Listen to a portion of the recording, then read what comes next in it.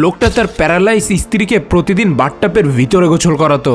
মহিলাটার এখন এত খারাপ অবস্থা, তার ব্রেনটা এখন শুধু সক্রিয় আছে, তা বাদে তার হাত পা কোনো কিছুই চলে না। সে তার শরীরের কোনো অঙ্গ প্রত্যঙ্গ আর নড়াতে পারে না। একদিন বাথটাবের ভিতরে পানি ভরার সময় তার স্বামীর পাটা সরে যায় আর তার মাথায় আঘাত লাগে, যার কারণে সে জায়গায় এখানে অজ্ঞান হয়ে যায়। এখানে পানি ভরতেই থাকে, মহিলাটা ভয় পেতে থাকে, কেননা পানি ভরতে ভরতে তার মুখের কাছে চলে আসতেছিল আর টলি তার নিঃশ্বাসটা একেবারে বন্ধ হয়ে যাবে।